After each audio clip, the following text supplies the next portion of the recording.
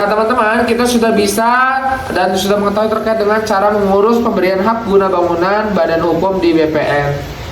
Nah, apabila ingin tahu lebih lanjut, simak terus videonya.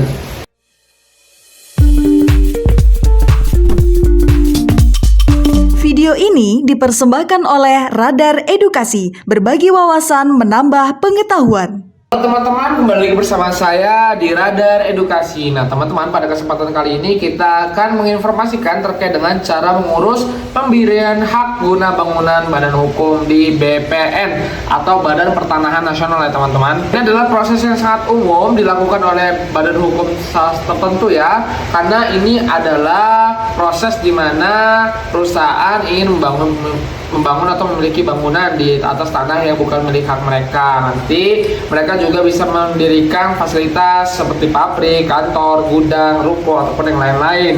Nah, langsung aja kita ke cara-caranya. Yang pertama, kalian harus menyiapkan dokumen persyaratan. Nah, dokumen persyaratannya itu adalah formulir permohonan. Formulir permohonan itu bisa teman-teman dapatkan langsung di kantor BPN. Nanti di kantor BPN teman-teman bisa mengisi dengan data diri dan juga keperluan, dan juga akan ditandatangani dalam materai. Kemudian yang kedua, teman-teman harus membawa akte pendirian badan hukum teman-teman, yaitu fotokopi dan juga yang asli. Nah, ini untuk kalau bahwasanya badan hukum teman-teman tuh legal di Indonesia. Nah, kemudian teman-teman juga harus membawa NPWP badan hukum teman-teman. Selanjutnya, teman-teman juga membawa identitas pengurus.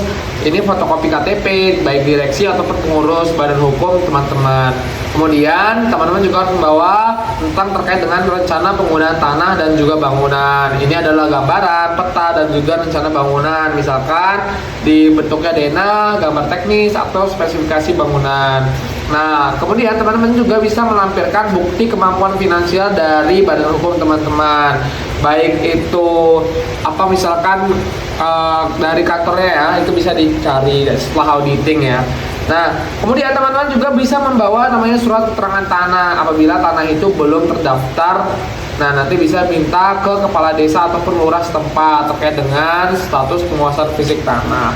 Kemudian teman-teman juga harus membawa namanya SPPT PBB tahun berjalan. Ini sepertinya teman-teman ini juga harus dibawa dan harus ada objek pajak atau NOP-nya. Kemudian teman-teman juga harus membawa izin lokasi dan juga izin peruntukan bangunan terkait dengan penggunaan tanah.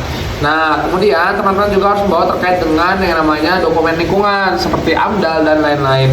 Nanti bisa teman-teman datang ke BPN dan menyerahkan dokumen. Setelah itu ada pembiayaan yang tidak bisa diestimasikan karena sesuai dengan luas dan juga jumlah bidang tanah teman-teman. Kemudian akan dilakukan pengukuran dan juga penelitian atau survei lapangan dari BPN.